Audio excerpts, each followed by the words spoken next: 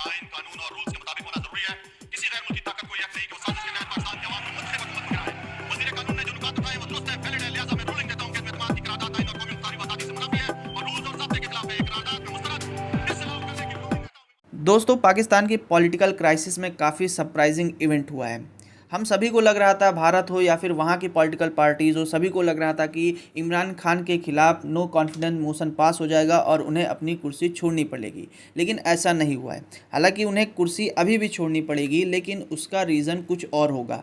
तो आइए हम यहाँ पर समझने की कोशिश करेंगे कि आखिर क्या घटना पाकिस्तान की नेशनल असेंबली में घटी है। तो चलिए समझते हैं। सबसे पहले आपको पाकिस्तान की संसदीय व्यवस्था के बारे में समझना पड़ेगा। हमारे संसद लोकसभा की तरह पाकिस्तान में भी नेशनल असेंबली होती है और जिस तरीके से लोकसभा में लोकसभा अध्यक्ष होता है हमारे यहाँ, उसी तरीके से पाकिस्तान की नेशनल असेंबली में स्पीकर होता है।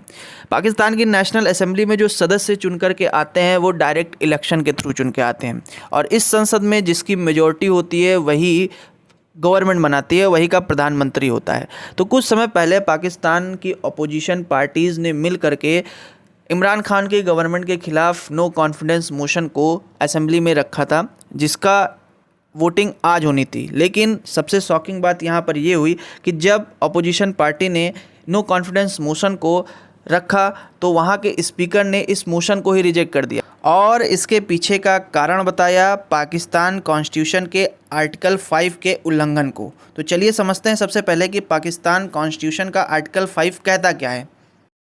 तो पाकिस्तान के कॉन्स्टिट्यूशन का आर्टिकल 5 कहता है loyalty to the state is the basic duty of every citizen.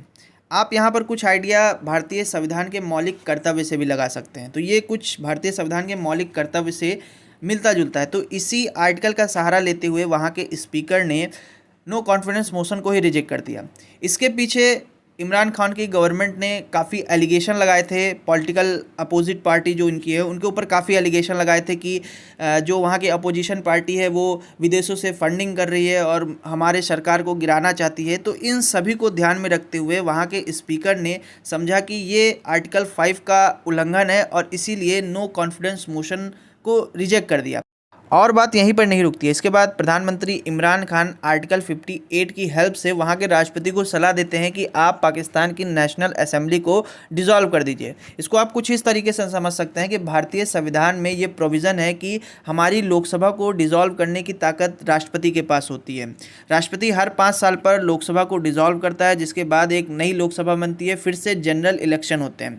तो अंत में इसका मतलब यही है कि पाकिस्तान में अब फिर से जनरल इलेक्शन होंगे, फिर उसके बाद डिसाइड होगा कि पाकिस्तान का प्रधानमंत्री कौन होगा। तो ये काफ़ी लंबा प्रोसेस चला गया है।